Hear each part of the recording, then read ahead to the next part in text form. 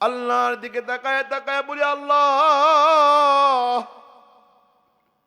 তুমি আমারে বয়কট করে দিয়েছ, তোমার রাসূল আমারে বয়কট করে দিয়েছে, আমার বন্ধুরা বয়কট করে দিয়েছে, পাড়া প্রতিবেশী আমাকে বয়কট করে দিয়েছে। আর এই গাসসান প্রদেশের রাজা আমাকে দুনিয়ার সকলের সুযোগ সুবিধা দেওয়ার জন্য আমার কাছে চিঠি লিখেছে। ওগো মালিক, আমি এদের সুযোগ সুবিধা চাই না, মেহেরবানি করে তুমি আমার জীবনের ভুলগুলা মাফ করে দাও। 9 নম্বর সূরা, সূরার নাম হচ্ছে সূরা তাওবা। কি সূরার নাম? সূরা তাওবা। কত নম্বর সূরা? 9 নম্বর সূরা। এই 9 নম্বর সূরার ভিতরে আল্লাহ তাআলা 129টি আয়াত দিয়েছেন। আল্লাহু আকবার কোন। 129টি আয়াতের মধ্য থেকে 118 নম্বর আয়াত আমি আপনাদের খেদমতে তেলাওয়াত করেছি।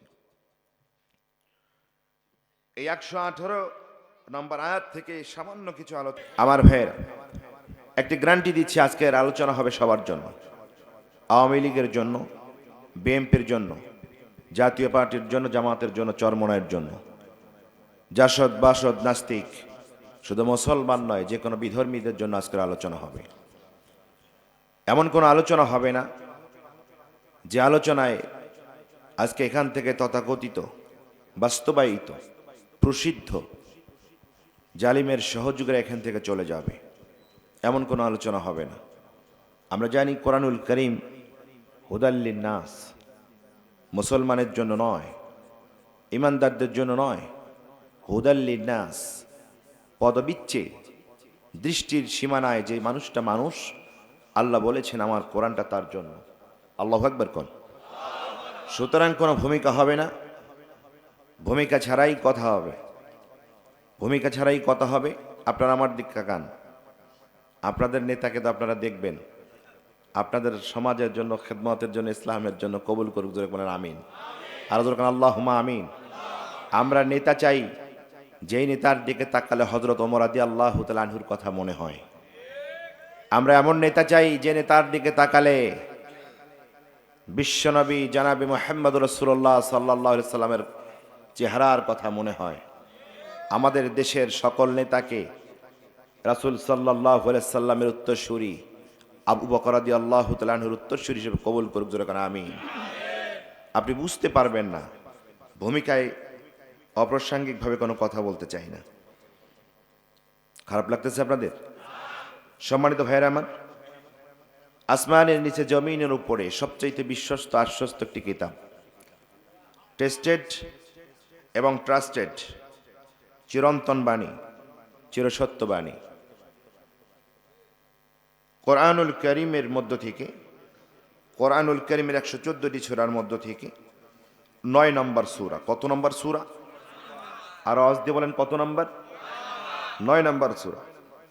আজকের আলোচনা করতে অন্তত আমার ব্যক্তিগতভাবে একটু ভয় হচ্ছে এবং দুর্বলতা হচ্ছে।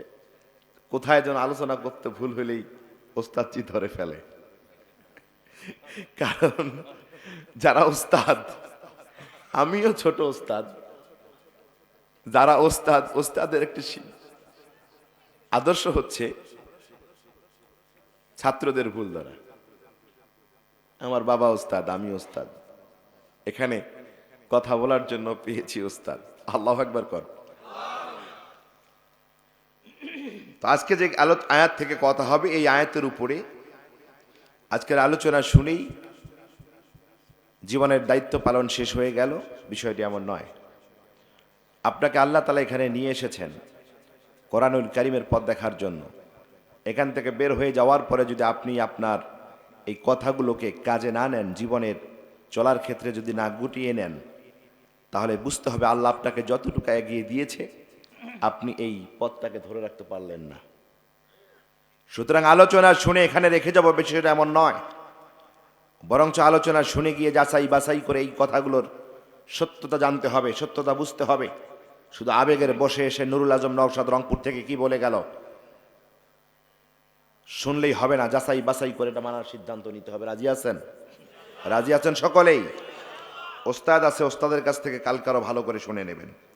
তাহলে আমি 9 নম্বর সূরা, সূরার নাম হচ্ছে সূরা তাওবা। কি সূরার নাম? সূরা তওবা কত নম্বর সূরা? 9 নম্বর সূরা। এই 9 নম্বর সূরার ভিতরে আল্লাহ তাআলা 129টি আয়াত দিয়েছেন। আল্লাহু আকবার কোন। 129টি আয়াতের মধ্য থেকে 118 নম্বর আয়াত আমি আপনাদের খেদমতে তেলাওয়াত করেছি। এই 118 নম্বর আয়াত থেকে সামান্য কিছু আলোচনা করব। এই যে আজকের আলোচিত আমাদের সূরার নাম হচ্ছে সূরাতুত তওবা। আল্লামা কাশাফ একজন নিবেদিত মুফাসসিরে কোরআন, ইনি এনার তাফসিরের ভিতরে লিখেছেন যে এই সূরার নাম সূরাতুত তওবা শুধু এমনটি নয়, বরং এই সূরার নামের সংখ্যা হচ্ছে 12টি। কতটি? সূরা একটা নাম কয়টা? সকলে বলেন সূরা একটা নাম কয়টা? 12টা। প্রশ্ন করতে পারেন, হুজুর একটা নাম হলেই তো হয়, নতুবা দুটা নাম হলেই তো হয়, সূরার নাম 12টা হবে কেন?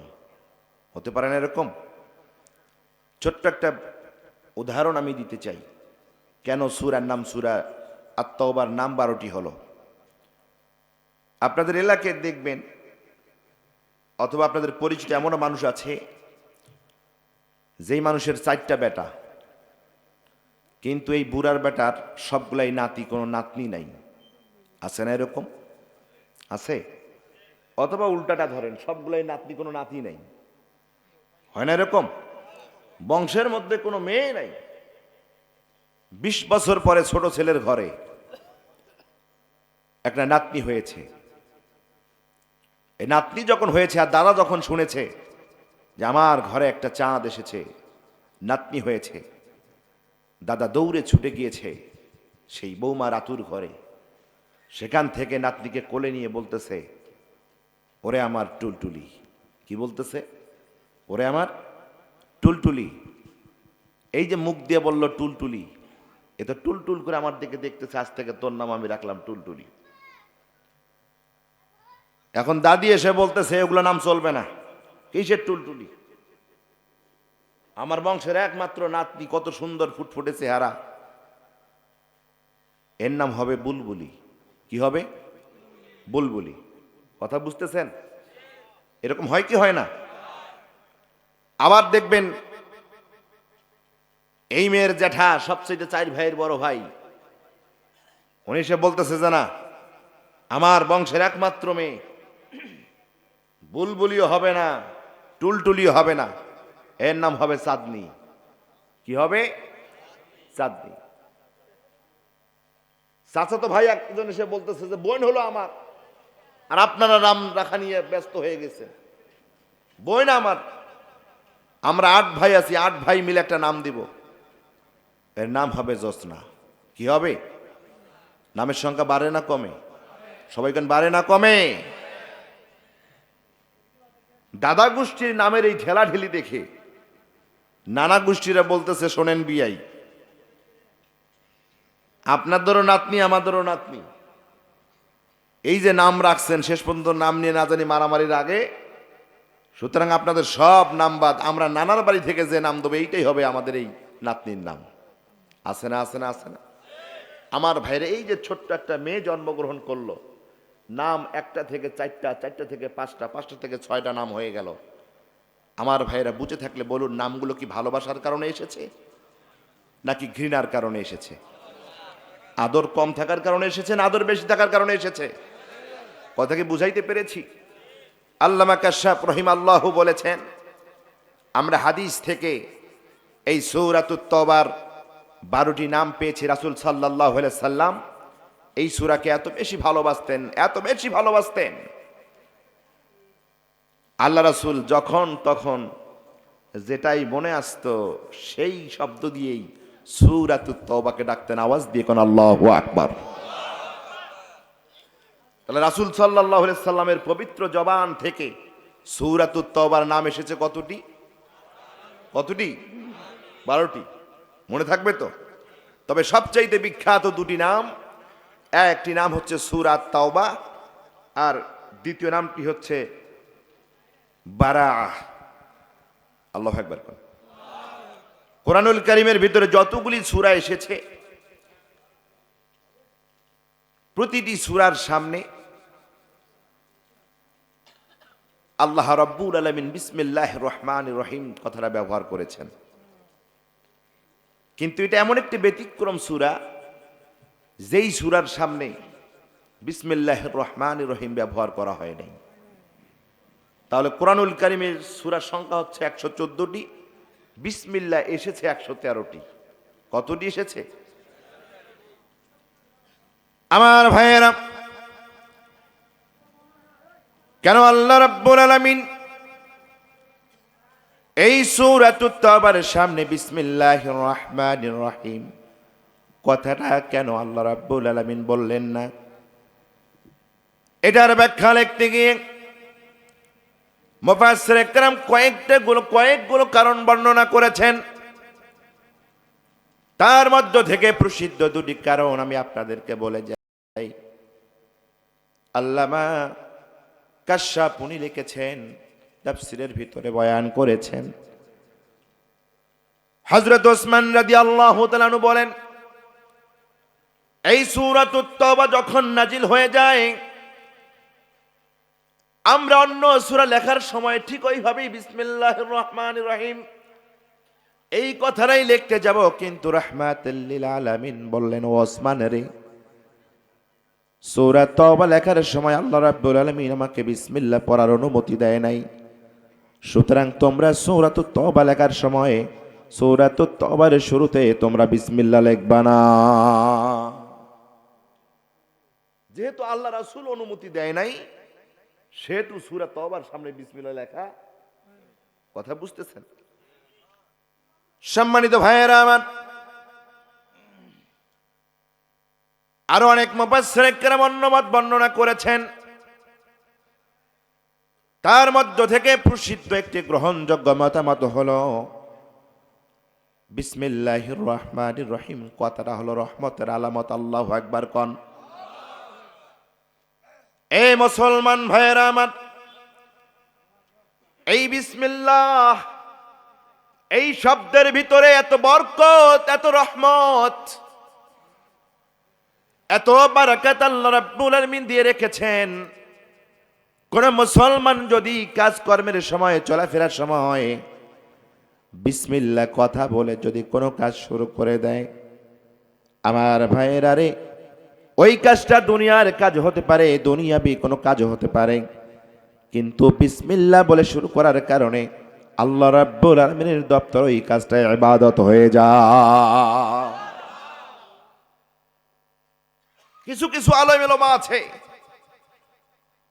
যারা ধর্মীয় ইবাদত, ধর্মীয় আবেদ, ইবাদত বন্দেগীগুলোকে একদিকে করে আর দুনিয়াবি কিছু কাজকর্মগুলোকে একদিক করে। আছে না নাই? আজকে বলে দিয়ে গেলাম, বান্দার জন্য এমন কোন বৈধ কাজ নাই। ভালো করে শুনুন,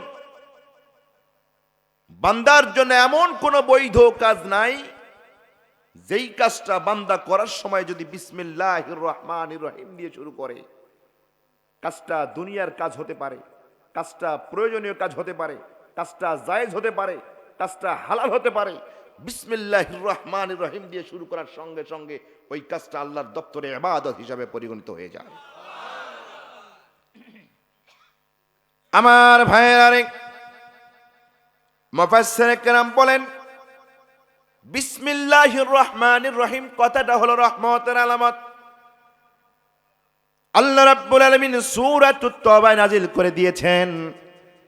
এই যে সূরাতুত তাওবা নাজিল করেছেন, এই সূরা কোনো সাধারণ সূরা নয়, বরং এই সূরাটা হলো আল্লাহ রাব্বুল আলামিনের রাগান্বিত অবস্থায় নাজিলকৃত সূরা। আল্লাহু আকবার কোন। এই মুসলমান ভাইয়েরা, আল্লাহ রাসূল বলেছেন সূরাতুত তাওবা হলো আল্লাহর ক্রোধের বহিঃপ্রকাশ। আল্লাহু আকবার কোন। আরো জোরে কোন আল্লাহু আকবার।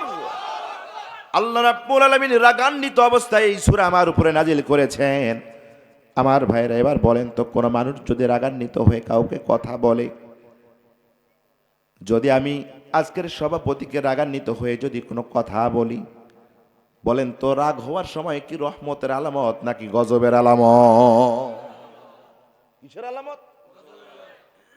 ইনি যদি আমাকে আজকে রাগ করে একটা কথা বলে, তার মানে আমার একটু খবর আছে, কি আছে? সুতরাং এই রাগের জায়গায় রহমত পাওয়া যায় না, কি পাওয়া যায়? গজব পাওয়া যায়। এই সূরাটা যেহেতু আল্লাহ রাব্বুল আলামিনের রাগের প্রকাশ, আর বিসমিল্লাহ হচ্ছে রহমতের বহিঃপ্রকাশ, সুতরাং আল্লাহর রাগের মধ্যে কোনো রহমত নাই। যার কারণে এই সূরার শুরুতেই আল্লাহ রাব্বুল আলামিন বিসমিল্লাহির রহমানির রহিম কথাটা বলেন, এই আওয়াজ দিয়ে কোন আল্লাহু আকবার।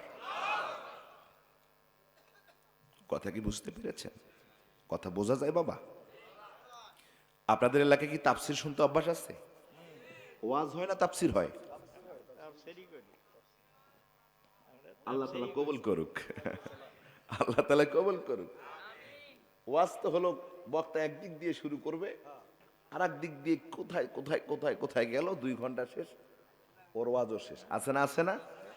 আবারও এমন ওয়াজ দেখবেন, ও ওয়াজই করতেছে, জনগণ মাঠে নাই, সব জনগণ চলে গেছে, কিন্তু বেসরা এক সময় হঠাৎ করে চোখ খুলে দেখে একজন ব্যক্তি বসে আছে।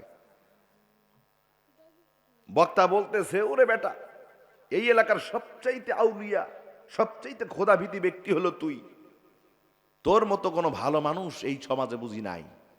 ওই বলতেছে, মিয়া বক্তব্য বন্ধ করেন, আমি মাইকলা, সবাই চলে গেছে, আমি মাইকের জন্য যাইতে পারিনি।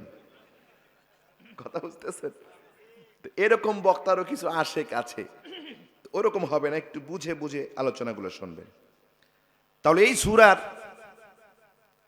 শুরুতে বিসমিল্লাহ নাই, অন্যতম একটি কারণ হচ্ছে এই সূরাটা হচ্ছে আল্লাহ রাব্বুল আলামিনের রাগের বহিঃপ্রকাশ। আল্লাহু আকবার কোন। এবার একটু বলেন তো দেখি, সূরা তওবা, সূরার নাম হচ্ছে তওবা, তওবা শব্দটা নরম নাকি গরম? তওবা শব্দটা নরম নাকি গরম? হ্যাঁ, তওবার কথা মনে হলে সবার মনটা নরম হয়ে যায়।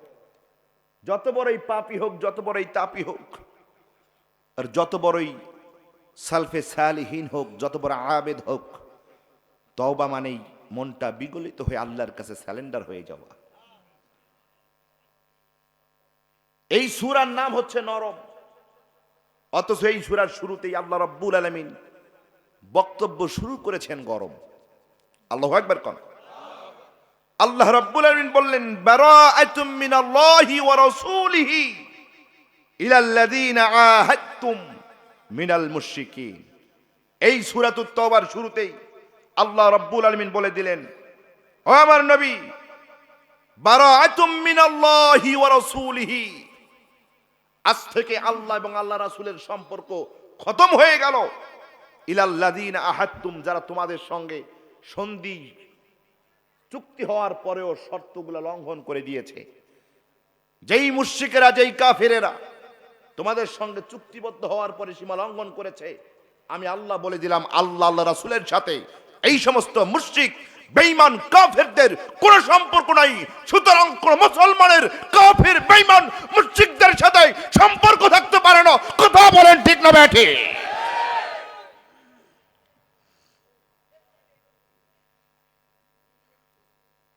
সভাপতি সাহেবের সাথে আমার ভালো সম্পর্ক, কোন এক বন্ধুর সাথে বন্ধুর খুব ভালো সম্পর্ক থাকে, কিন্তু দেখবেন কোন একটা বিষয় নিয়ে লাগার পরে বলতেছে, আজ থেকে তোর সাথে আমার কোনো সম্পর্ক নাই। হয় না?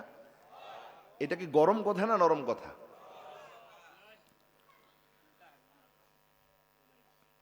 তাহলে আল্লাহ রাব্বুল আলামিন সূরার নাম দিলেন নরম, কথা দিলেন গরম।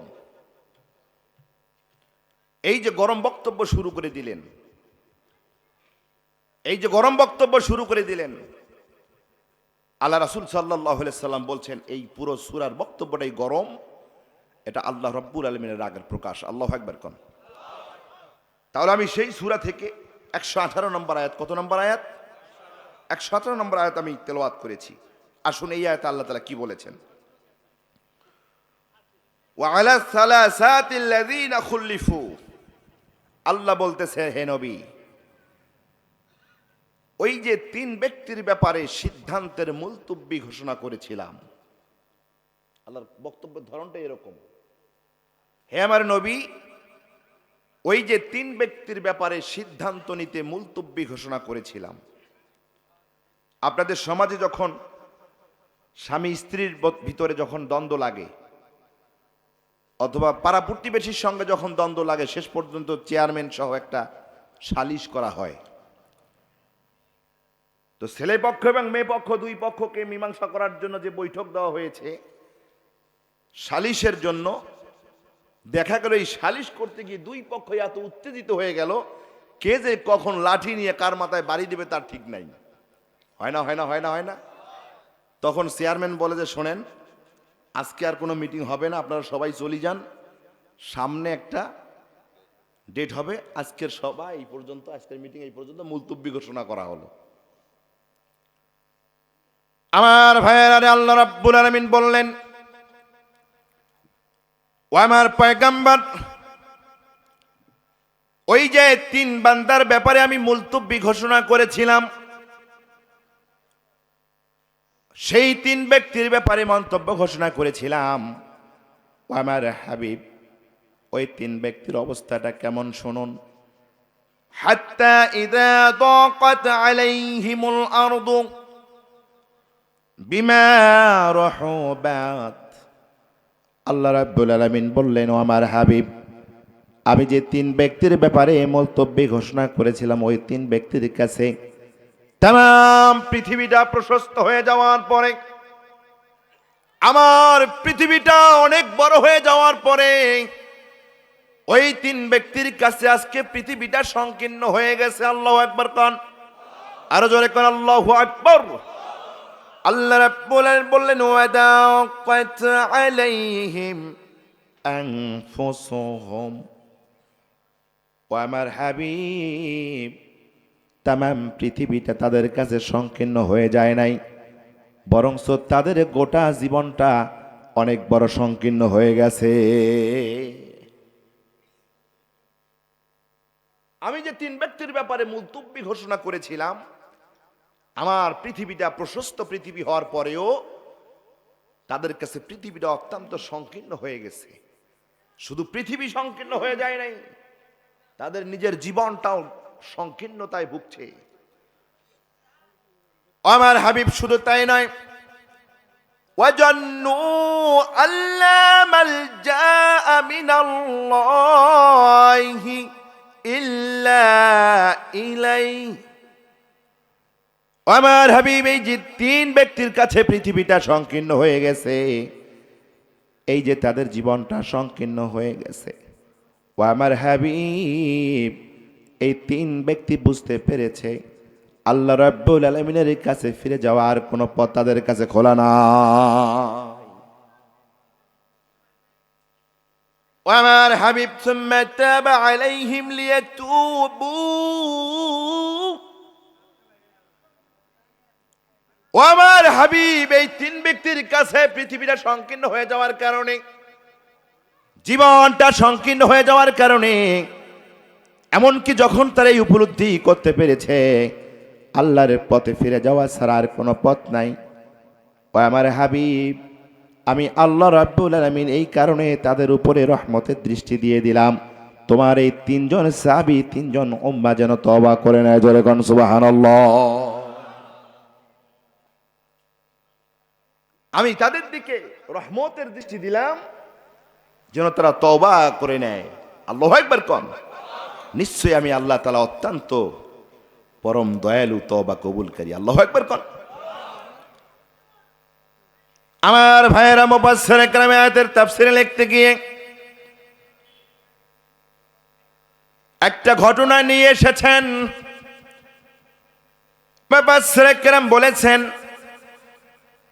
এই আয়াতটা আল্লাহ রাব্বুল আলামিন তাবুকের যুদ্ধকে কেন্দ্র করে নাজিল করে দিয়েছেন। আমার ভাইয়েরা রে, তাবুকের যুদ্ধ হলো ইসলামের সাথে বেঈমানদের একটা মহাযুদ্ধ। তাবুকের যুদ্ধের নাম শুনেছেন? তাবুক যুদ্ধের নাম শুনেছেন? শুনেছেন? তাবুকের যুদ্ধ হচ্ছে, তাবুকের যুদ্ধ হচ্ছে একটা ইসলামী বিপ্লব, সবচাইতে বড় একটা যুদ্ধ, মহাযুদ্ধ। যেই যুদ্ধটা সংগঠিত হয়েছিল রোম সম্রাটদের বিরুদ্ধে। বিশ্বনবীজির সময় তাম পৃথিবীতে দুইটা পরাশক্তিধর রাষ্ট্র ছিল, একটা হচ্ছে রোম সাম্রাজ্য আর একটা পারস্য সাম্রাজ্য। আজকের পৃথিবীতে যেমন সবচাইতে সুপার পাওয়ার পরাশক্তিধর একটা রাষ্ট্র, তার নাম হচ্ছে আমেরিকা। কি নাম? কি নাম? মুতার যুদ্ধে মুসলমানদের হাতে রোমান সৈন্যরা মায়ের খাওয়ার কারণে রোমান বাদশার মগজটা ঘুরে যায়। কি রে, কোথায় কোন মুসলমান, দুই চারটা মুসলমান, ছোট্ট একটা মদিনা একটা রাষ্ট্র, এরা আমার সৈন্যদেরকে এইভাবে একটা পেদানি দিল। এই মুহূর্তে এদের বিরুদ্ধে অ্যাকশন না নিলে এরা বুঝি মাথা চারা দিয়ে দাঁড়িয়ে যাবে। এরকম রাজনীতি আছে না, আছে না, পৃথিবীতে আছে না? যার কারণে রোম সম্রাট সিদ্ধান্ত নিল 1 মাসের বিরুদ্ধে, 1 মাসের মধ্যে মদিনাকে আমরা আক্রমণ করব, মুসলমানেরা যেন আমাদের মোকাবেলা করে। একটু বুঝে নেওয়ার চেষ্টা করুন। আজকে যদি আমেরিকা যদি বলে বাংলাদেশের সঙ্গে কোনো কিছু একটাতে বাধার কারণে, আমেরিকা যদি ঘোষণা দেয় 1 মাসের মধ্যে আমি বাংলাদেশকে আক্রমণ করব, বলেন তো বাংলাদেশের জনগণের অন্তরটা দুরু দুরু দুরু দুরু করবে কি করবে না? কারণটা কি? কারণ হচ্ছে আমেরিকা মানে অস্ত্র, আমেরিকা মানে সৈন্য, আমেরিকা মানে ক্ষমতা, আমেরিকা মানে গোলা বারুদ, আমেরিকা মানে যুদ্ধ আর যুদ্ধ। ওদের মোকাবেলা করার মতো সামর্থ্য বাংলাদেশের আছে? কতক্ষণ আছে? আমার ভাইয়েরা, বিশ্ব নবী যে চিন্তায় পড়ে গেলেন, রোম সম্রাট আমাদের বিরুদ্ধে যুদ্ধ ঘোষণা করেছে, আর এটা এমন একটা সময়, রজব একটা মাস, যেই সময় প্রচন্ড গরম হওয়ার কারণে একসঙ্গে সকল ফসলগুলা পেকে যায়, একসঙ্গে খেজুরের বাগান থেকে খেজুরগুলা পেকে যায়, চরম অভাব অনটন থাকে, খাদ্য থাকে না, পানি থাকে না, মানুষেরা দুর্বল হয়ে যায়, অসহায় হয়ে যায়। এমন একটা আকাল দিন, আমরা বলি আকাল, আকাল, আমরা রংপুরের মানুষ বলি আকাল, দুর্ভিক্ষ। এই যে মদিনা রাষ্ট্রের ভিতরে এরকম একটা দুর্ভিক্ষ, গরমের তীব্রতা চলছে, এমন একটা মুহূর্তে যদি পরাশক্তিধর রোম সাম্রাজ্যের সৈন্যরা যদি মদিনায় যদি আক্রমণ করে, আমি কেমনে তাদেরকে মোকাবেলা করব? আমার রাষ্ট্রের উম্মতদেরকে, আমার সাহাবীদেরকে, এই রাষ্ট্রের জনগণদেরকে কেমনে উদ্বুদ্ধ করব? বিশ্ব নবী যে চিন্তায় পড়ে গেলেন, এমনকি বাঘা বাঘা সাহাবীরা দুশ্চিন্তার মধ্যে পড়ে গেলেন, আতঙ্কিত অবস্থায় তারা চলাফেরা করেন। আল্লাহু আকবার কন। হযরত ওমর রাদিয়াল্লাহু তাআলা আনহু বলেন, আমার এক বন্ধু বাড়িতে এসে আমাকে 3-3 বার ডাক দিল, ওমর বের হয়ে আসো, ওমর বের হয়ে আসো। আমি তার চিৎকার শুনে দ্রুত বের হয়ে আসলাম। আসার পর বললাম, রোম সম্রাটের গাসসান বাহিনীরা মদিনা আক্রমণ করেছে নাকি? স্বাভাবিক একটা দিন, কোনো কিছু নাই। এক বন্ধু এসে ডাকতেছে, ওমর, ওমর, ওমর।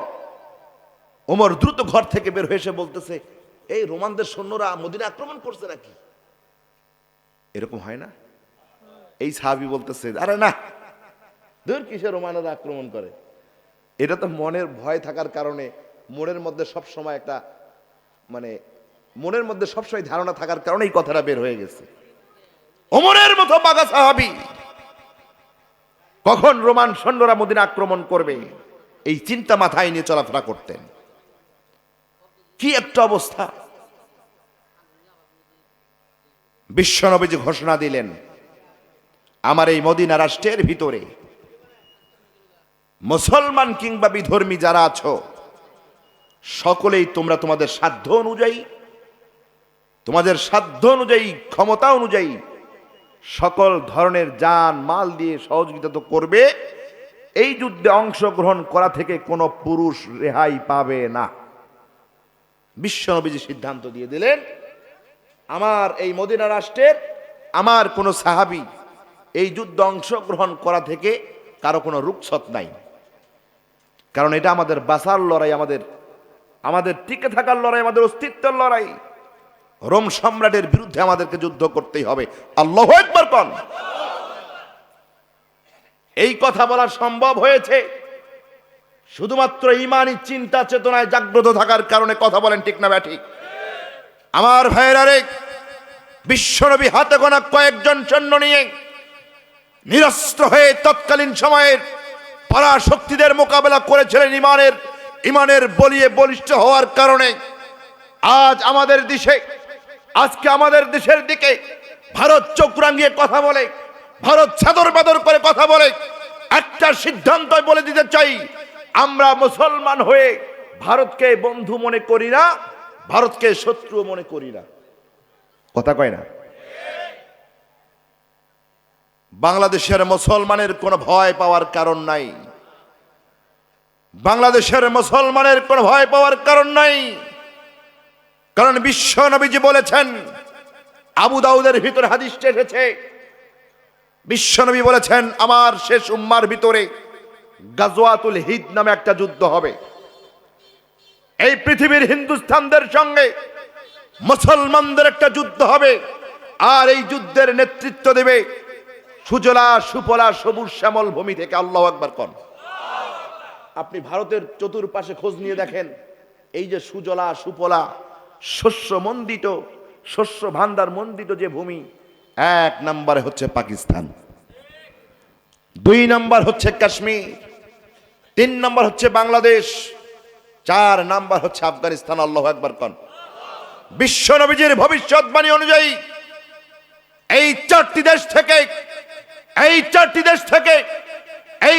দেশ থেকে এমন যুবক তৈরি হয়ে যাবে, এমন বান্দা তৈরি হয়ে যাবে, এক ঘুমের ভিতরেই ওই রাতেই ওই যুবক মদ খেয়ে এসে ঘুমাবে। বিশ্ব নবীর হাদিস থেকে বলতেছি, বাংলাদেশের যুবকেরা জুয়া খেলে এসে ঘুমাবে, পতিতালয় থেকে এসে ঘুমাবে, সকালবেলা ঘুম থেকে উঠে শুনবে হিন্দুস্তানের বিরুদ্ধে যুদ্ধ ঘোষণা হয়েছে। এই যুবকরাই তরবারি হাতে নিয়ে আল্লাহু আকবার করে ভারতের ভিতরে ঢুকে যাবে, বাংলাদেশ নেতৃত্ব দেবে, পাকিস্তান নেতৃত্ব দেবে, আফগানিস্তান নেতৃত্ব দেবে, কাশ্মীর নেতৃত্ব দেবে। যুবকরা যাবে, তাদের রাজাদেরকে ধরে ধরে টেনে টেনে দুনিয়া থেকে বিদায় করে দেবে। সুতরাং বাংলাদেশের কোনো ভয় পাওয়ার কিছু নাই, বরঞ্চ মানসিকভাবে প্রস্তুতি নিয়ে থাকতে হবে। আমাদের পার্শ্ববর্তী ভারতের সাথে ইমানের দাবি হচ্ছে গাজওয়াতুল হিন্দ হবেই তো হবে। কথা কি বুঝতেছেন? আমরা লড়বো ইমান দিয়ে। কি দিয়ে লড়বো? কোন অস্ত্র দিয়ে লড়বো?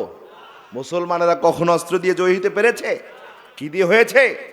ইমান দিয়ে হয়েছে। আমার ভাইয়েরা রে, বিশ্ব নবীজি বললেন যুদ্ধ হবে, যুদ্ধ। তবে আমি আল্লাহ রাসূল বললাম, কোন মানুষ এই যুদ্ধ থেকে রুখসত পাবে না।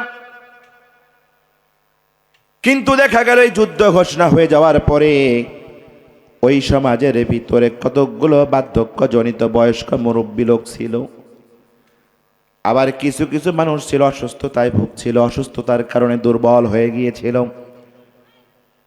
আবার কিছু কিছু মানুষ ছিল যাদের পেট চলে না, অভাব অনটন, কি খাবে, খাওয়ার কোনো মাল পানি নাই, কেমনে যুদ্ধে যাবে, যাওয়ার কোনো বাহন নাই। এই লোকেরা বিপদে পড়ে গেল, চিন্তা পড়ে গেল। বিশ্ব নবীজি তো রুখসত দেয় নাই, কিন্তু আমরা কিভাবে যুদ্ধের মধ্যে অংশগ্রহণ করি? এই লোকগুলো যুদ্ধ অংশগ্রহণ করলো না। 2 নম্বর লোক হলো 82 জন মানুষ, নব্য মুনাফিক চিন্তা করল মুসলমানদেরকে শায়েস্তা দেওয়ার জন্য বিভিন্ন চিন্তা ভাবনা আমরা করেছিলাম, বিভিন্ন কলা কৌশল অবলম্বন করেছিলাম, কিন্তু কোনোভাবেই মুসলমানদেরকে ঠেকাইতে পারি নাই। এইবার রোম সম্রাট যুদ্ধ ঘোষণা করেছে। রোম সম্রাটের সামনে মুসলমানেরা যুদ্ধ করে 1 মিনিট পর্যন্ত টিকে থাকতে পারবে না। এইবার একটা সুযোগ এসেছে, মুসলমানেরা হয়তো রোমানদের সৈন্যবাহিনীদের কাছে বিশ্বের মানচিত্র থেকে হারিয়ে যাবে, মদিনা নামক মুসলিম রাষ্ট্র দুনিয়া থেকে বিদায় হয়ে যাবে। এটা মুনাফিকরা চিন্তা ভাবনা করতেছে, যার কারণে বিশ্ব নবীজিকে এসে বলে, ইয়া রাসূলুল্লাহ, ও আল্লাহর রাসূল, আপনি যুদ্ধের আয়োজন করুন, আমরা আপনার সাথে আছি। কিন্তু মনে মনে চিন্তা করতেছে আমরা নাই। এরপরে 3 জন প্রসিদ্ধ ব্যক্তি আছেন যারা চিন্তা করেছিলেন তারা যুদ্ধে অংশগ্রহণ করবে, কিন্তু দেখা গেল যেই দিন বিশ্ব নবী তার বাহিনী নিয়ে যুদ্ধের দিকে রওনা হয়ে গেলেন, তিনজন আল্লাহ রাসূলের সাহাবী, তিনজন আল্লাহর বান্দা যুদ্ধে অংশগ্রহণ করতে পারে নাই। কোনো কারণ ছিল না, কোনো অজুহাত ছিল না।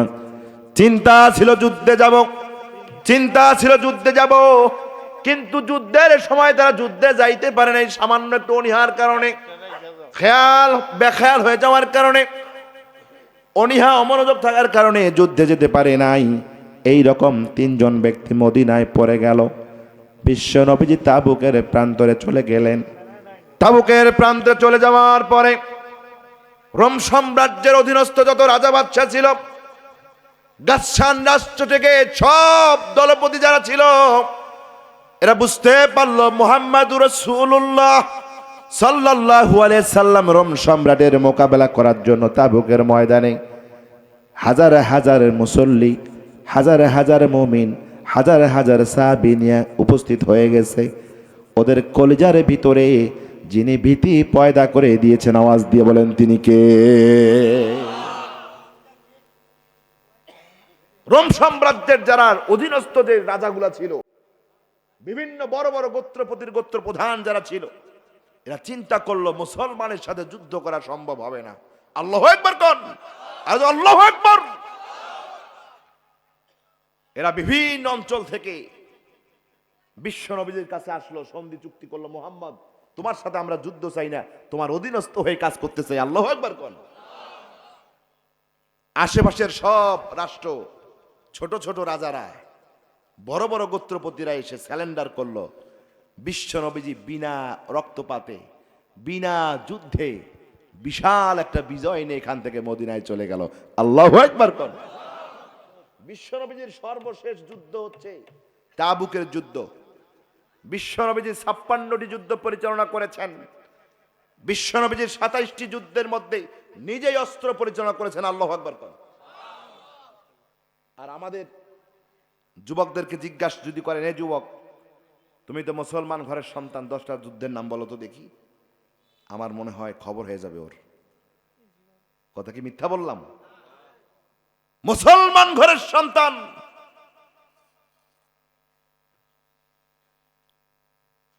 যুবক হয়ে গেছে, 10টা যুদ্ধের নাম বলার শক্তি রাখে না। এর দিয়ে কি হবে? ভারতের গোলামি একেই করতে হবে। কথা কয় না? আমেরিকার গোলামি এদেরকেই করতে হবে। বিশ্ব নবীজি প্রয়োজনে জালিমের বিরুদ্ধে মোকাবেলা করার জন্য, বাতিলকে দমিয়ে রাখার জন্য, কাফিরদেরকে শাস্তি দেওয়ার জন্য বিশ্ব নবীজি নিজেই তরবারি পরিচালনা করেছেন। সর্বশেষ তরবারি পরিচালনা করেছেন যে যুদ্ধ, সেই যুদ্ধের নাম হচ্ছে তাবুকের যুদ্ধ। নবী বলেছেন আমি নিজেই যাব, তোমাদেরও কারো রুখসত নাই। আল্লাহু আকবার কোন। আমাদের অস্তিত্বের লড়াই, আমাদের ভিত্তির লড়াই। আমার ভাইয়ের আরেক, বিশ্ব নবীজি বিনা যুদ্ধে, বিনা রক্তপাতে মদিনায় চলে এলেন। বিজয় হওয়ার সঙ্গে সঙ্গে অনেক গোয়েন্দার সংস্থার কারণে মদিনার লোকদের কাছে সংবাদ চলে এসেছে মুহাম্মদের, বিশ্বনবীর দলেরা, মুহাম্মদ সাল্লাল্লাহু আলাইহি সাল্লামের লোকেরা বিজয় হয়েছে। মদিনায় খুশি রোল পড়ে গেল, মুসলমানদের স্বস্তি ফিরে এলো। কিন্তু এই যে 3টা গ্রুপের কথা বলেছিলাম, যেই 3টা গ্রুপের 1 নাম্বার গ্রুপ হলো বার্ধক্য জনিত থাকার কারণে, বয়স হয়ে যাওয়ার কারণে, অসুখ থাকার কারণে, প্রকৃতপক্ষে অপারগতা থাকার কারণে একটা দল অংশগ্রহণ করতে পারে নাই, মুনাফিকরা অংশগ্রহণ করতে পারে নাই। আর আল্লাহ রাসূলের 3 জন সাহাবী কোনো কারণ ছাড়াই এই যুদ্ধে অংশগ্রহণ করে না। এদের কথা কি মনে আছে? এ মুসলমান কথা বলেন, মনে আছে? এই যে 3টা দল, এরা চিন্তায় পড়ে গেল, হারে বিশ্ব নবীজির আদেশ ছিল আমরা যেন যুদ্ধে অংশগ্রহণ করি, কিন্তু আমি তো যুদ্ধে অংশগ্রহণ করি নাই, আমরা তো যুদ্ধে যাই নাই। না জানি বিশ্বনবী আমাদের ব্যাপারে কি সিদ্ধান্ত গ্রহণ করেন। আমার ভাইয়েরা, বিশ্বনবী যখন মসজিদে নববীতে চলে এলেন, বিশ্বনবীজির একটি জিন্দা সুন্নাহ ছিল, যখন তার বাড়ি থেকে কোনো দিকে সফর করতেন, মসজিদে নববীতে 2 রাকাত নামাজ আদায় করে নিয়ে সফরটা শুরু করে দিতেন। আবার যখন বাড়ি থেকে সফর করে যখন বাড়িতে ঢুকতেন, বিশ্ব নবীজি 2 রাকাত সুন্নাহ নামাজ আদায় করার পরে তার বাড়িতে ঢুকতেন। জোরে কোন সুবহানাল্লাহ। হুজুর ঠিক আছে? এটা রাসূল সাল্লাল্লাহু আলাইহি সাল্লামের একটা মৌলিক একটা সুন্নাহ।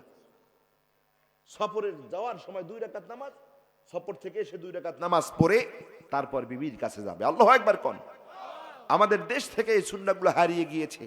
আমাদের সকলের উচিত এই ছোট্ট ছোট্ট সুন্নাহগুলোকে জিন্দা করা। আল্লাহ তাআলা তৌফিক দান করুক। জোরে কোন আমিন। আর জোরে কোন আল্লাহুম্মা আমিন।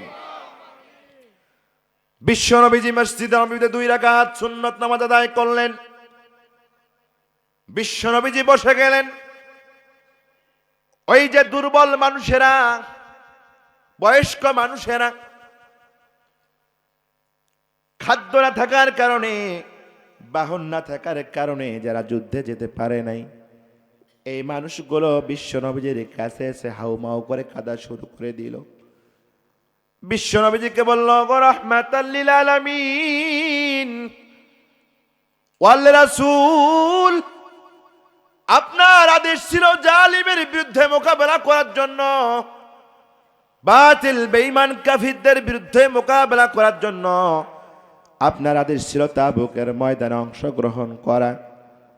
ওগো আল্লাহর রাসূল, আমরা তো সেই যুদ্ধে অংশগ্রহণ করতে পারি নাই।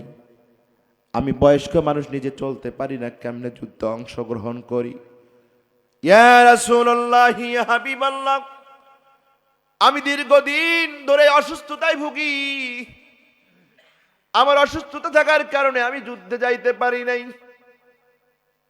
অনেকে এসে বলতেছে, ইয়া রাসূলুল্লাহ, ইয়া হাবিবাল্লাহ, আমার খাদ্য পানি নেওয়ার মতো কোনো খানাপিনা আমার ঘরের ভিতরে নাই। যুদ্ধ করার জন্য যাব এমন কোনো বাহনও আমার কাছে নাই। ওগো আল্লাহর রাসূল, যুদ্ধ করার জন্য কোনো তরবারিও আমার ঘরের ভিতরে নাই। ইয়া রাসূলুল্লাহ, ইয়া হাবিবাল্লাহ, জালিমের মোকাবেলা করার জন্য বের হই নাই, ঘরের ভিতরে বসেছিলাম। আপনি একটু মেহেরবানি করে আমাদের পক্ষ থেকে আল্লাহ রাব্বুল আলামিনের কাছে আমাদের ক্ষমার জন্য প্রার্থনা করুন।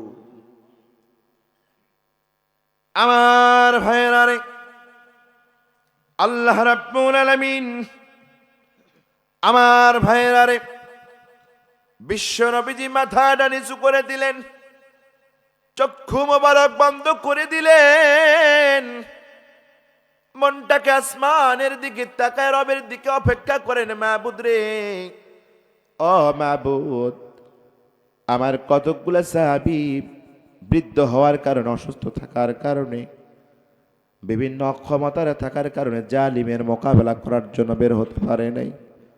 ও মালিক, এদের ব্যাপারে তোমার সিদ্ধান্তটা তুমি আমারে জানায়া দাও।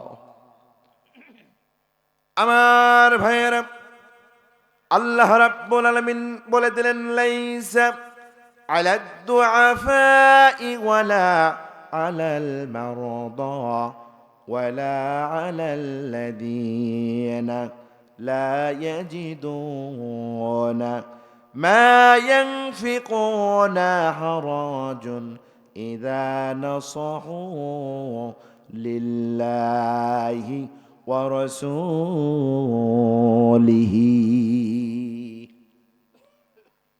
আমার ভাইয়ের, আল্লাহ রাব্বুল আলামিন আয়াত নাজিল করে দিলেন, আমার হাবিব জালিমের মোকাবেলা করার জন্য, বাতিলের মোকাবেলা করার জন্য, কাফির বেঈমানের মোকাবেলা করার জন্য, ইসলামী রাষ্ট্রকে টিকিয়ে রাখার জন্য, মুসলমানদের অস্তিত্বকে লড়াই করার জন্য, টিকিয়ে রাখার জন্য, যেই সমস্ত অসুস্থ ব্যক্তি, যেই সমস্ত দুর্বল ব্যক্তি যারা অক্ষম ছিল, এই লোকগুলা যারা অংশগ্রহণ করতে পারে নাই, আমি আল্লাহ রাব্বুল আলামিন তাদের সকলকে মাফ করে দিলাম। জোরে কোন সুবহানাল্লাহ। এই লোকগুলো চলে গেল। এরপর ওই যে বললাম 82 জন মানুষ, যারা মনে মনে চিন্তা করেছিল এই কয়জন মানুষ রোম সম্রাটের সৈন্যদের বিরুদ্ধে লড়বে, যা যা লড়তে যা তোদের খবর আছে, মনে মনে চেয়েছিল মুসলমানের এইবার এই দুনিয়া থেকে বিদায় হয়ে যাবে। এই সমস্ত মুনাফিকদের অন্তরে বলেন তো ভয় আছে না নাই? এই মুনাফিকরা থরথর করে কাঁপা শুরু করল। না জানি মদিনার রাষ্ট্রপতি মুহাম্মদুর রাসূলুল্লাহ সাল্লাল্লাহু আলাইহি ওয়াসাল্লাম আমাদের ব্যাপারে কি সিদ্ধান্ত গ্রহণ করেন, যার কারণে দ্রুত বিশ্ব নবীজির কাছে চলে এলেন। বিশ্ব নবীজির কাছে এসে বসলেন, হাউমাউ করে ডুকরে ডুকরে কান্নাকাটি করে বললেন, ইয়া রাহমাতাল লিল আলামিন, ওগো আল্লাহর রাসূল, আমার পেটের মধ্যে ব্যথা ছিল, একজন বলে আমার হাঁটুর মধ্যে ব্যথা ছিল, আর একজন বলে আমার বাড়িতে কোনো লোক ছিল না, আর একজন বলে আমার বাড়িতে কিছু গরু ছিল, খাদ্য দেওয়ার মতো লোক নাই, আরো কিছু মানুষ বলে আমার ধান কাটা ছিল, আমার গমের চাষ ছিল। আছে না এরকম? যদি মিছিলে যাওয়া লাগে তোমরা যা, আমি গরুটা বাঁধিয়ে আসতেছি। কথা কয় না, কথা কন না কেন? এইরকম মানুষ আছে না নাই? অজুহাত দেখাবে, রাজপথে যেতে হবে, বাংলার জালিমের বিরুদ্ধে, নাস্তিকদের বিরুদ্ধে, ইসলামের বিরুদ্ধে, কোরআনের বিরুদ্ধে যারা ফতোয়া দেয়, বাংলার জমিনে যারা এরকম করে, এদের শাস্তি দেওয়ার জন্য রাজপথে যেতে হবে। ডাক এসেছে, আলেম ওলামা ডাক দিয়েছে, ইসলামী নেতৃবৃন্দরা ডাক দিয়েছে। এমন সময় দেখবেন কিছু কিছু মানুষ বলে যে 2 দিন থেকে আমার শরীরটা খুব খারাপ। আছে না? এই যে রেডি হয়েছি, আমি তো রেডি হয়েছি, শুধু যাও গরুটাকে পানি দেওয়া হয় নাই, পানি দিয়ে আসতেছি, ওই যে চলে গেল, এর পানি দেওয়া শেষ হয় না।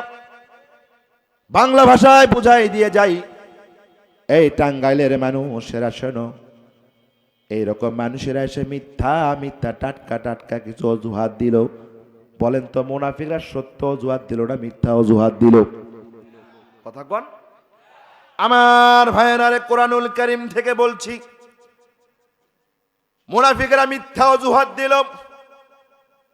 আল্লাহ রাসূল মাথাটা নিচু করে দিলেন, অন্তরটা আল্লাহর আরশে আজিমের দিকে দিয়ে দিলেন। বিশ্ব নবীজি চিন্তা করলেন, ও রাব্বিল আলামিন, এই মানুষগুলো মুখ দিয়ে যেটা বললো আমি সেটা মেনে নিলাম। আল্লাহু আকবার কোন, আরো জোরে কোন আল্লাহু আকবার।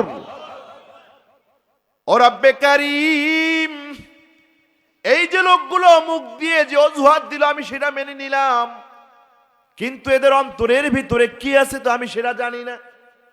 বলেন তো নবী কি গায়েব জানে? নবী কি গায়েব জানে?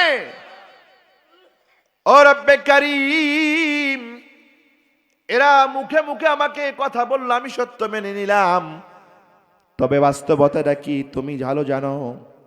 ও রব্বে কারীম, আমি বিশ্ব নবী এদের কথাকে মেনে নিলাম, এদেরকে ক্ষমা করে দিলাম। যদি এরা সত্য বলে তাহলে ঠিক আছে, যদি মিথ্যা বলে কাল কিয়ামতের ময়দানে তুমি এদেরকে গ্রেফতার করিও। আল্লাহু আকবার কয় না? আরো জোরে কম। ওয়ারশে আজিমের মালিক, আমি এদেরকে মাফ করে দিলাম, আমি এদের কথাকে মেনে নিলাম, তোমার সিদ্ধান্তটা কি তুমি একটু জানায় দাও। আল্লাহ রাব্বুল আলামিন বললেন, লাকাদ তাবাল্লাহু আলান নাবিয়্যি ওয়াল মুহাজিরিনা ওয়াল আনসারিল্লাযীনা ইত্তাবাউহু ফি সাআতিল উসরাতি মিন বা'দি মা কাদা ইয়াযীগু قلوب فريق منهم ثم تاب عليهم إنه بهم رؤوف رحيم।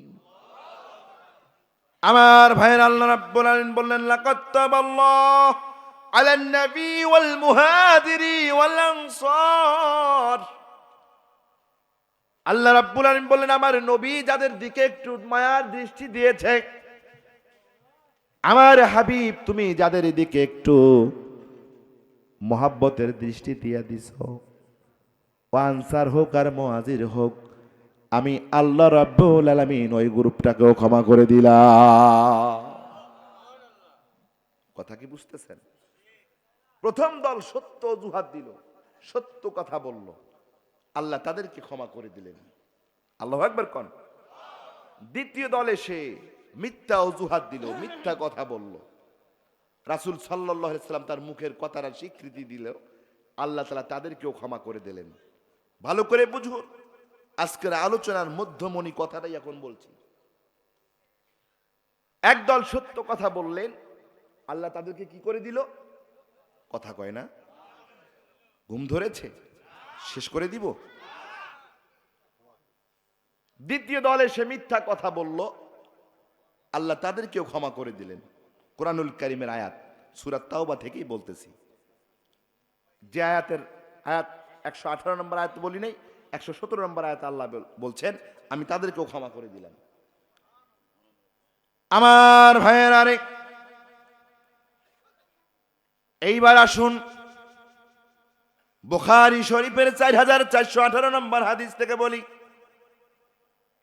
এই হাদিসটা বর্ণনা করেছেন ওই যে তিনজন ব্যক্তি ছিলেন, যেই তিনজন ব্যক্তির কোনো অজুহাত ছিল না, কোনো বাধা বিপত্তি ছিল না, জালিমের বিরুদ্ধে মোকাবেলা করার জন্য, বাতিলের বিরুদ্ধে লড়াই করার জন্য, ইসলামী রাষ্ট্রকে টিকিয়ে রাখার জন্য, মুসলমানদের অস্তিত্ব লড়াই করার জন্য কোনো অজুহাত ছাড়াই তাবুকের ময়দানে যুদ্ধে অংশগ্রহণ করে নাই।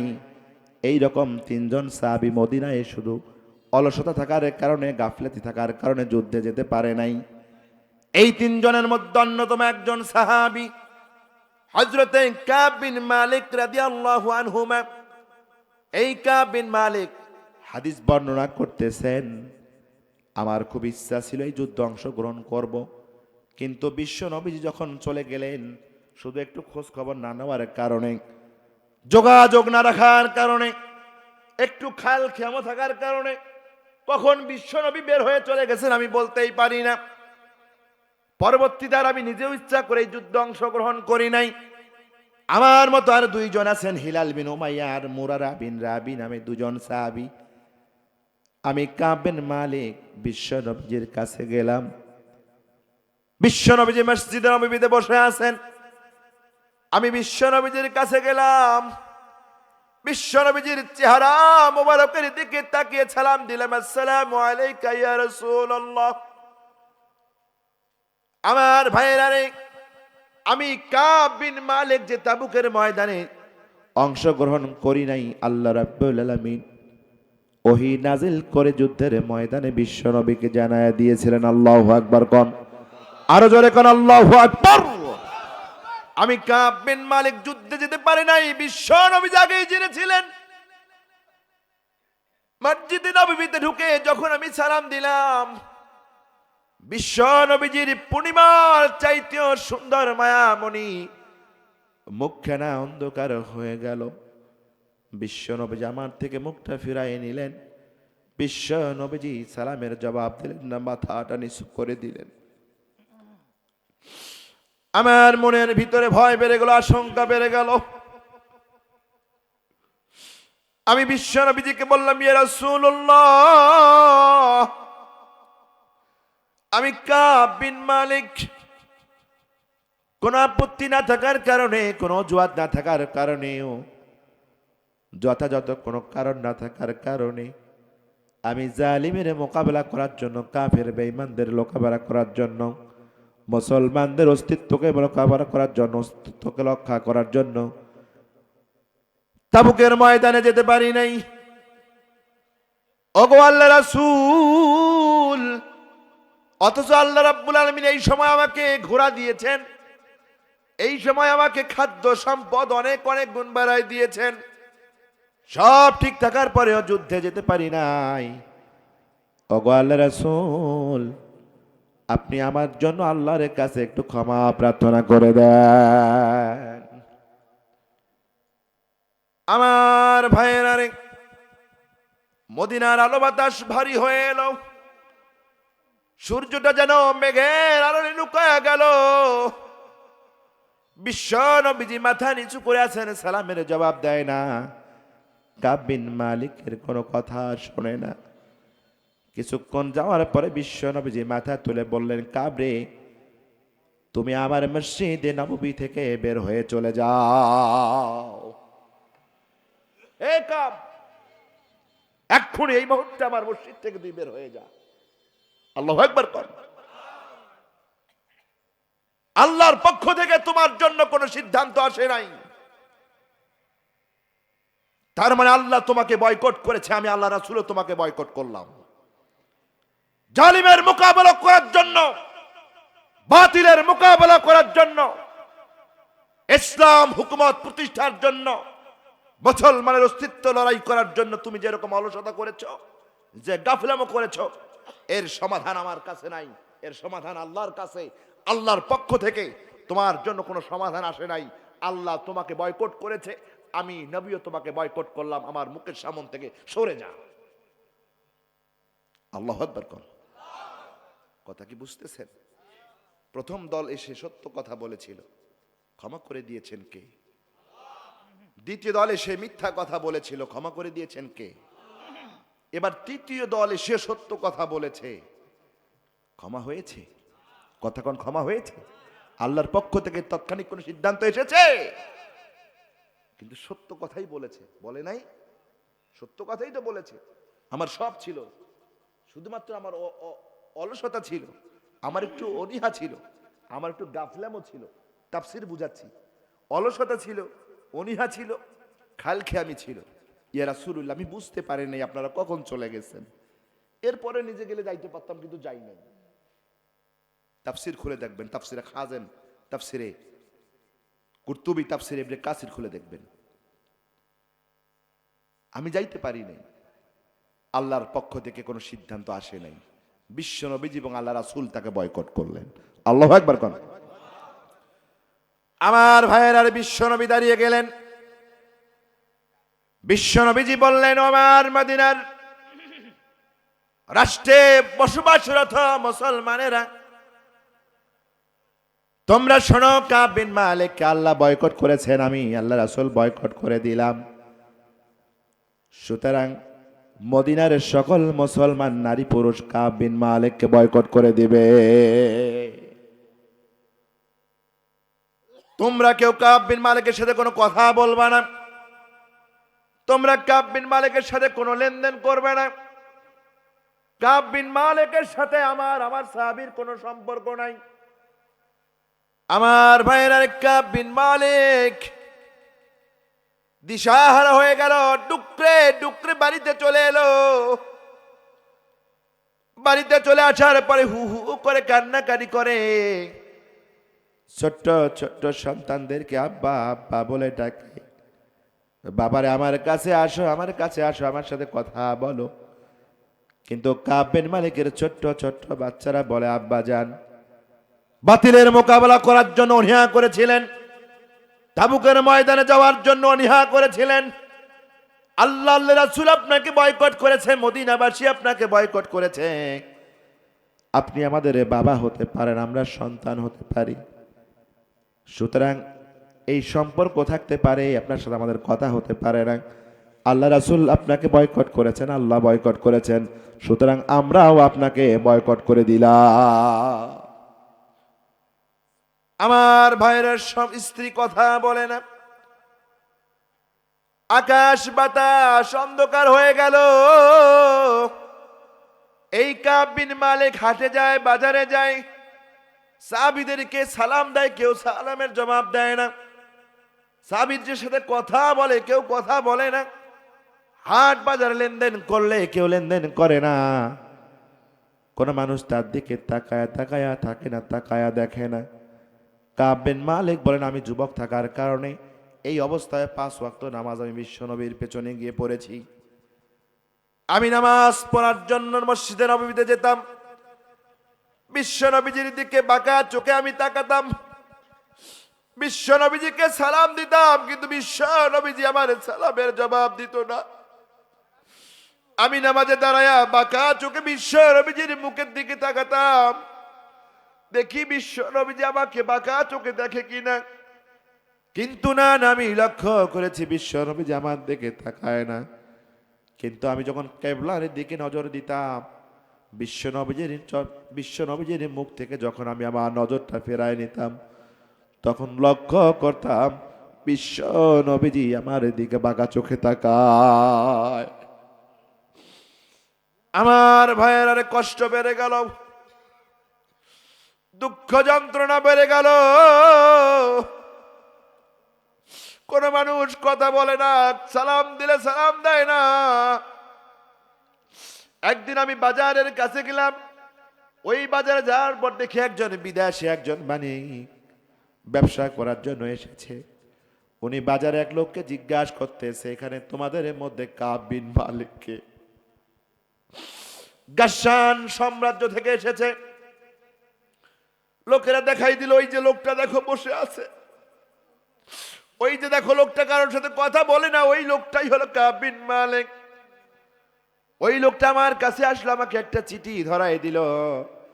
আমি চিঠিটা খুলে দেখলাম গাসসান প্রদেশের রাজা লিখেছে, ও কাব বিন মালিক, আমরা সংবাদ পেয়েছি মদিনা রাষ্ট্রপতি মুহাম্মদ তোমার সাথে কেমন দুর্ব্যবহার করতেছে।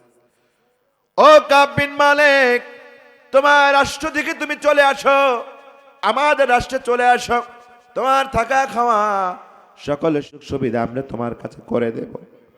আমার ভাইয়েরা রে, আমি শিক্ষিত মানুষ থাকার কারণে গাসসানের ভাষা বুঝতে পারলাম, চিঠিটা পড়লাম। আল্লাহর দিকে তাকায় তাকায় বলি, আল্লাহ তুমি আমারে বয়কট করে দিয়েছো, তোমার রাসূল আমারে বয়কট করে দিয়েছে, আমার বন্ধুরা বয়কট করে দিয়েছে, পাড়া প্রতিবেশী আমাকে বয়কট করে দিয়েছে। আর এই গাসসান প্রদেশের রাজা আমাকে দুনিয়ার সকলের সুযোগ সুবিধা দেওয়ার জন্য আমার কাছে চিঠি লিখেছে। ওগো মালিক, আমি এদের সুযোগ সুবিধা চাই না, মেহেরবানি করে তুমি আমার জীবনের ভুলগুলা মাফ করে দাও। কাব বিন মালিক বলেন, আমি চিঠিটা নিয়ে চুলার আগুনে পুড়ে ফেললাম। আমি সহ্য করতে পারলাম না। আমার মনে হলো দুনিয়াতে আমার বেঁচে থাকার কোনো কারণ নাই। আমি কার জন্য দুনিয়াতে বেঁচে থাকবো? পাগলের মতো ঘোরাফেরা আমি করি। আমার ভাইরা সহ্য করতে পারলাম না। আমার ছোটবেলার বাল্য বন্ধু ছিল কাতাদা রাদিয়াল্লাহু তাআলা আনহু। আমি ওর বাড়ির বাগানের ভিতরে দেয়াল টপকে আমি কাতাদার কাছে গেলাম। কাতাদার কাছে যাওয়ার পরে বললাম, কাতাদারে আল্লাহর কসম করে বলে আমার সাথে কথা বল। কিন্তু কাতাদা আমার সাথে কথা বলে না, সালাম দেই, কাতাদা আমার সালামের জবাব দেয় না। তিনবার কসম দেওয়ার পরে বলি, কাতাদারে তুই না আমার বাল্য বন্ধু, ছোটবেলার বাল্য বন্ধু, আমি তোরে বলি আল্লাহর কসম করে বলি, আল্লাহর কসম করে বলি রে কাতাদা, আমি আল্লাহ আর আল্লাহর রাসূলকে আমার জীবনের চাইতে বড় ভালোবাসি।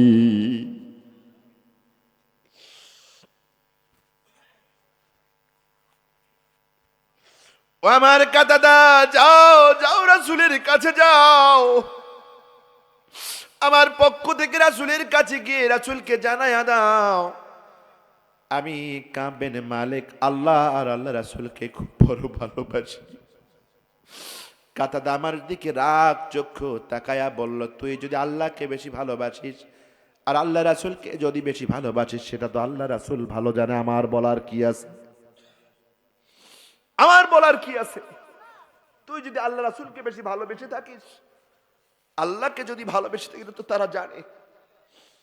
না না, আমি বলতে পারবো না, বরঞ্চ আমার এখান থেকে তুই চলে যা, চলে যা। আমার ভাইয়ের ভাবে 40টা দিন পার হয়ে গেল। জোরে কোন কতদিন? আরো জোরে কোন কতদিন? 40 দিন পার হয়ে যাওয়ার পরে বিশ্ব নবীর পক্ষ থেকে কাব বিন মালিকের জন্য আর একটা সংবাদ দিল, কাব বিন মালিক রে, এতদিন স্ত্রীর সঙ্গে খাইতে পারছিস, স্ত্রীর সঙ্গে থাকতে পারছিস, স্ত্রীর সাহায্য সহযোগিতা নিতে পেরেছ, কিন্তু আল্লাহ রাসূলের আদেশ হলো এখন থেকে, আজকে এই সময় এই মুহূর্ত থেকে তোমার স্ত্রীর সাথে কোনো ধরনের সম্পর্ক তুমি আর রাখতে পারবা না। স্ত্রীর সঙ্গে কথা ছিল না, কিন্তু স্ত্রীর সকল খেদমত সে কি করতো? নিতে পারত। 40 দিনের মাথায় বিশ্বনবী আবারও সংবাদ দিলেন, কাব তোমার স্ত্রীর সঙ্গেও তোমার কোনো সম্পর্ক থাকবে, শাস্তি কি কমলো না বাড়লো? আওয়াজ দিয়ে কোন শাস্তি কমেছে না বেড়েছে? আমার ভাইয়ের আরেক কাব বিন মালিক বলেন, তাহলে আমি কি আমার স্ত্রীকে তালাক দিয়ে দেব নাকি?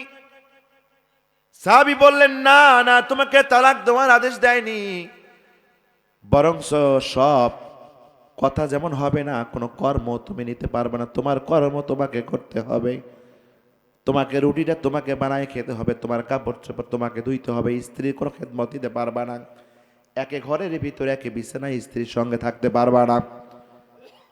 আমার ভাইয়ের আকাশ বাতাস আরো ভারী হয়ে এলো, দমটা ভারী হয়ে এলো। বারবার মনে করে, কেন আমি গেলাম না, কেন আমি গেলাম না? আমার তো ততটা অনীহা ছিল না, কোনো কারণ ছিল না, তাবুকের ময়দানে কেন আমি গেলাম না? আল্লাহ রাসূল, আল্লাহ তাআলা কি আমাকে কোনোদিন আর ক্ষমা করবে না? আমার ভাইয়ের এভাবে 50 দিন অতিবাহিত হয়ে গেল। ফজরের নামাজ আদায় করলেন বিশ্বনবীজি।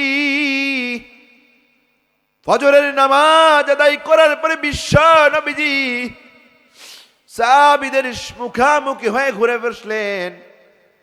এমন সময় আল্লাহ রাব্বুল আলামিন কোরআনুল কারীমের সূরাতুত তাওবার 118 নম্বর আয়াত, কথা বলেন কত নম্বর আয়াত? আরো জোরে কোন কত নম্বর আয়াত? আরো জোরে কোন কত নম্বর আয়াত?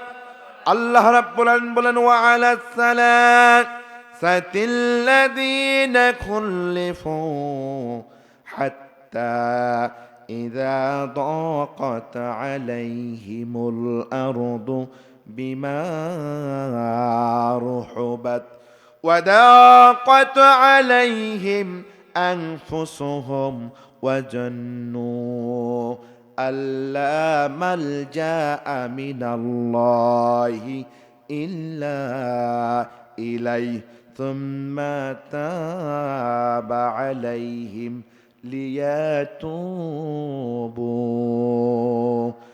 ইন্নাল্লাহা হুয়াত তাওয়াবুর রহিম।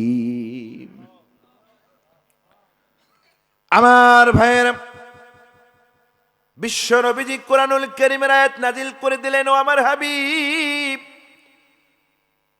ওই যে তোমার 3 জন ব্যক্তির ব্যাপারে সিদ্ধান্ত মুলতবি ঘোষণা করেছিলাম, মনে আছে না নাই?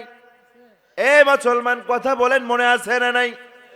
50 দিন অতিবাহিত হয়ে যাওয়ার পরে আল্লাহ রাব্বুল আলামিন বললেন, হাবিব রে, ওই যে 3 জন ব্যক্তির ব্যাপারে সিদ্ধান্ত মুলতবি ঘোষণা করেছিলাম, তার কারণ হলো এদের কোনো সমস্যা ছিল না।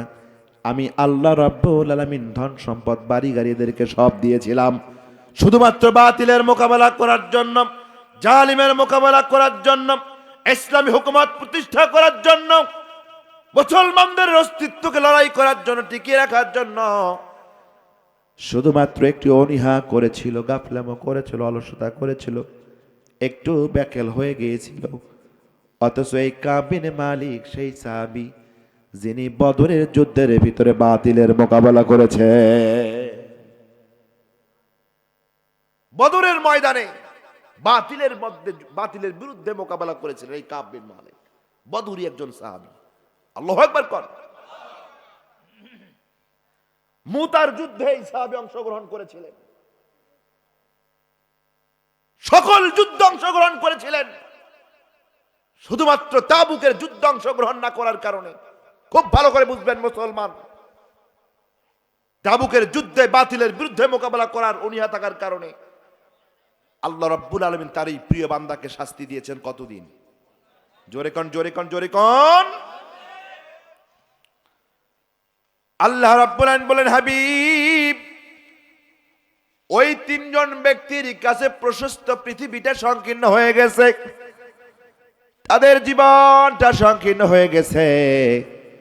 ও আমার হাবিব, তারা বুঝতে পেরেছে আমার কাছে ফেরা ছাড়া তাদের আর কোনো পথ খোলা নেই।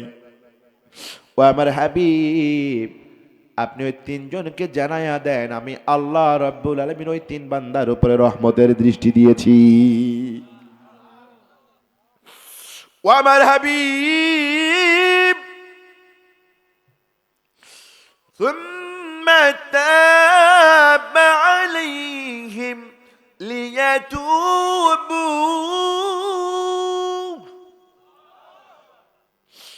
ও আমার হাবিব আমি তাদের প্রতি রহমতের দৃষ্টি দিয়েছি, সুতরাং আপনার এই সাহাবী তিনটা আমার এই গোলাম তিনটা যেন তওবা করে নেয়, এই তিনজন বান্দা যেন তওবা করে নেয়।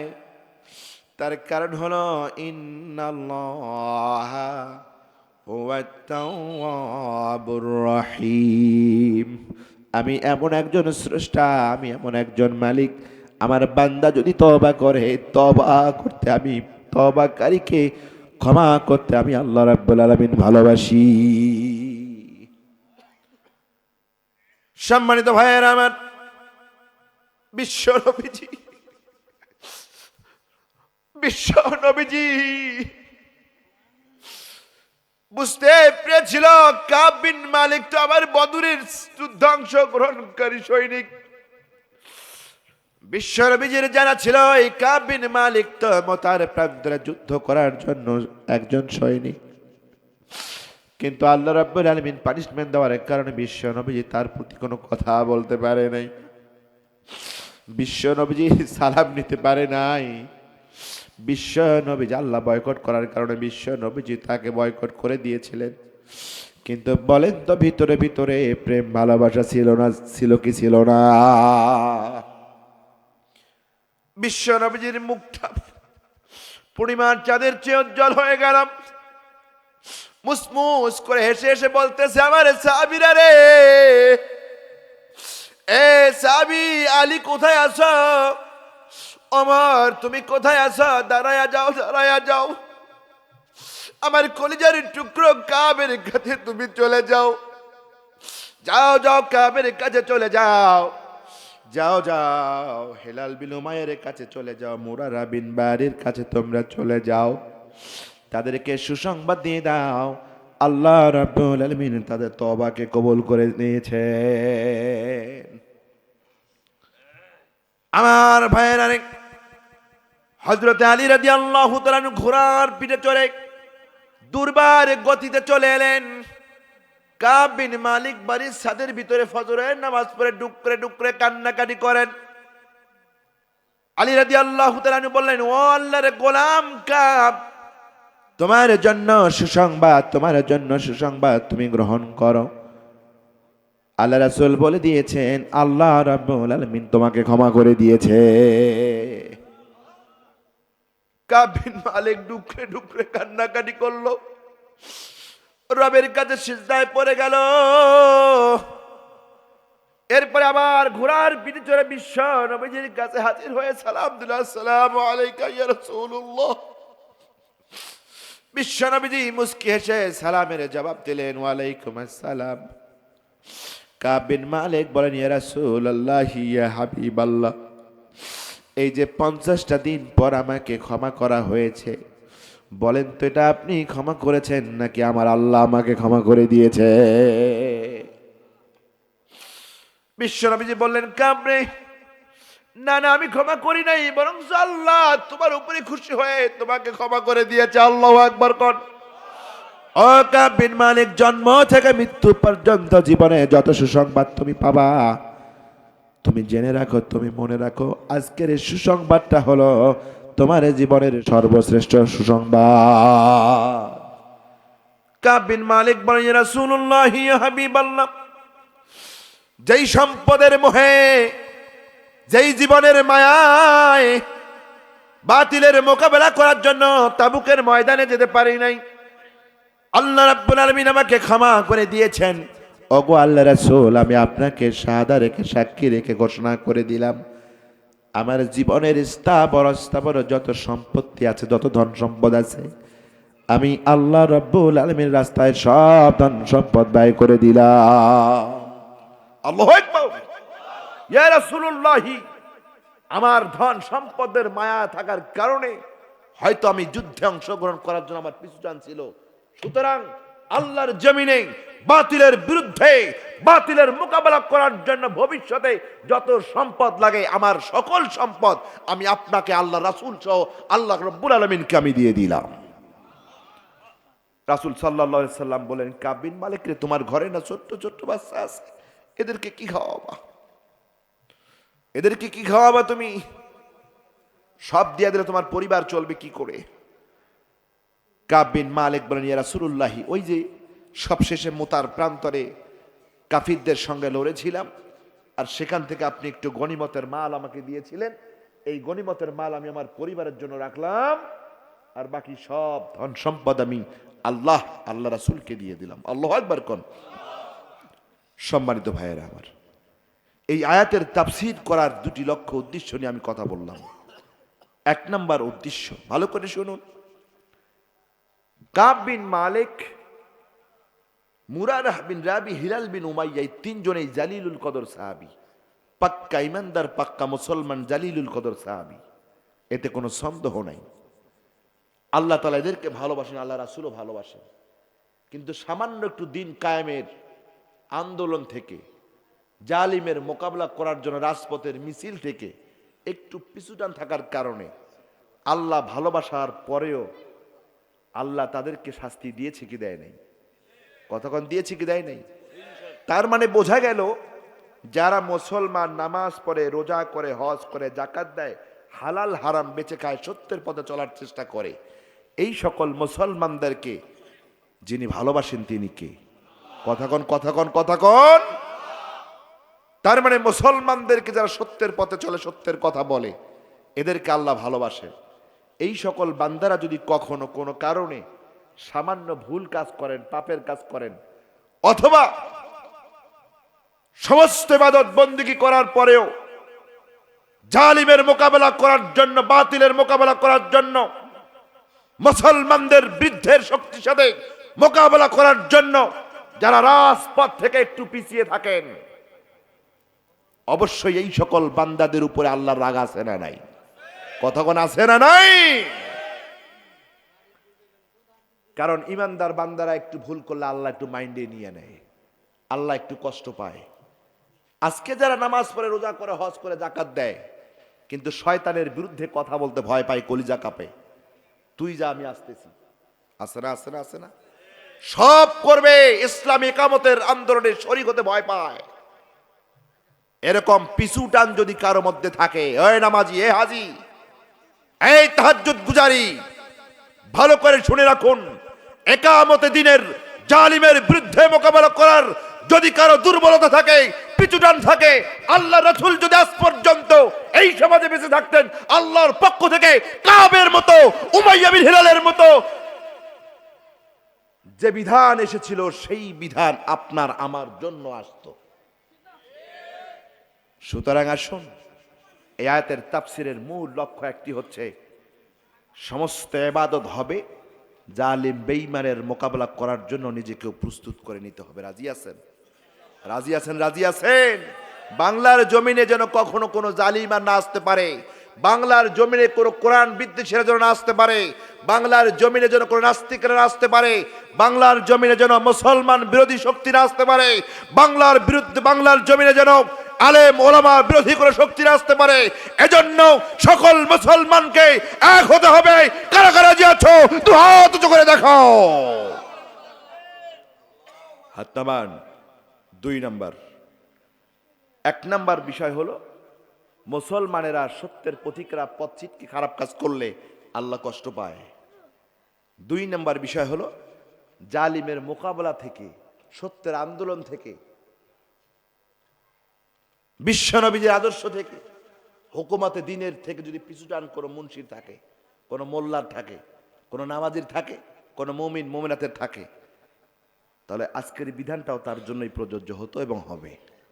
সুতরাং আসুন, আল্লাহ তাআলা আমাদের সকলকে ইসলামের জন্য, দ্বীনের জন্য, কোরআনের পথে, কোরআনের মাঠে সকলকে একসাথে কবুল করুক। জোরে বলেন আমিন।